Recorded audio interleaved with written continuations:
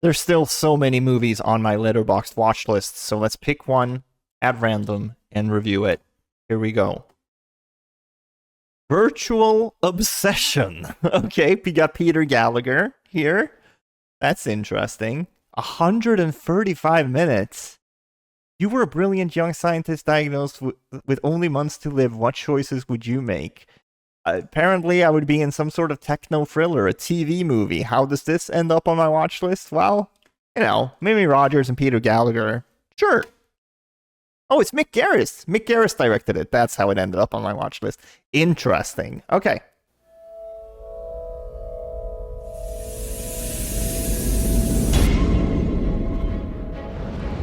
Right from these opening credits, I knew that this was going to be a wild ride. I had to decompress and think about this movie before speaking about it. It's now been a couple of hours, and I think I'm ready. So as I said in the beginning of this video, I put this on my watch list because of Mick Garris. I have a bit of a soft spot for his stuff that I've seen. I really like The Fly 2, and I like Psycho 4 more than most people. And by the way, this is a complete sidebar, but I can't believe that Olivia Hussey in Psycho 4 is not the only time they decided to make Norma Bates insanely hot. I'm looking at you, Vera Farmiga, lovingly. And now they're doing it to Pamela Voorhees, which feels diabolical, but I digress. Virtual Obsession is two types of 90s thrillers meshed into one package. On one hand, it wants to be a sleazy erotic thriller where people cheat and backstab each other. It's about the threat of destroying the family unit, all of that type of shit. And then on the other hand, it's a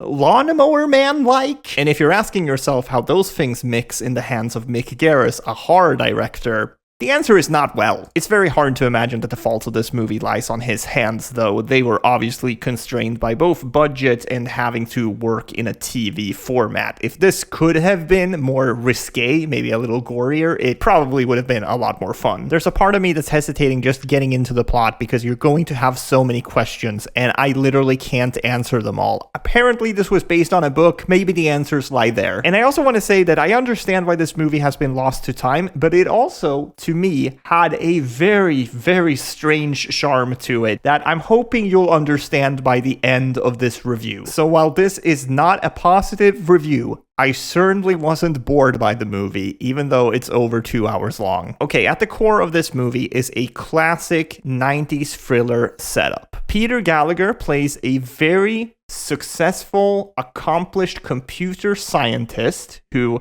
has a wife, played by Mimi Rogers, and a child that's basically just there to be in danger. At work, Peter Gallagher's character gets a new assistant, played by Bridget Wilson, who becomes obsessed with him. All of this is super straightforward so far, but, and this is a pretty big but, the work they're doing is essentially maintaining this supercomputer called Albert. Now, Albert runs all the utilities in the city. He also has a visual avatar that they talk to on screen. He even has a hologram at times, which they never explain. But they want a version of Albert that can think and feel for itself. A supercomputer with human emotion. What could possibly go wrong? But that's not really even what the movie is about either. The secretary, whose name is Juliet, she's dying. We find this out in the beginning of the movie. She has a couple of months to live, and she thinks she's figured out a way to download her brain into the computer. And now you're probably beginning to understand why this movie is over 2 hours long. It's fucking batshit. And I've thought about this for a while, and I think a reason why the movie feels so insane is that it kinda tricks you into thinking it's gonna be somewhat competent, because the actors in it are so good. Poor Mimi Rogers is here and just plays wife. Like, she does not have character traits except for that. And she's doing her best here. There are moments where she's fighting with her husband, Peter Gallagher, and they're going at it, and it's like you're watching a drama because it's two actors being in the moment, but then you're like thinking about what they're saying, and you're like, this doesn't make any sense, wait, what are we doing? And it's like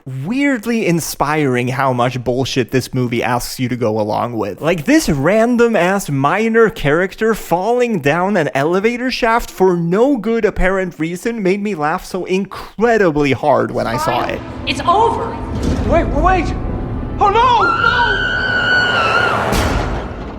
So listen, if you end up watching this and you absolutely hate it, I get it. As I've said many times now, this is not a good movie. If it had the ability to be rated R, I do think it could have had a really fun sci-fi slasher type of third act. Think shopping mall. They definitely flirt with some of those ideas, but then again, they flirt with many ideas in the script. And speaking of flirting, I do think the first act suffers from the TV rating as well. It wants to be a sexy movie, but it's really not. Nevertheless, with movies like this, I just gotta keep coming back to, did I have fun or not? And in this case, I really did have a lot of fun. And that's not me saying you should run out and see this thing. I just like this type of trash sometimes. So do with that what you will. I'll be back with another one of these videos tomorrow. If that sounds like something you'd be into, subscribe, like, leave a comment, and I'll talk to you guys then, okay? Bye.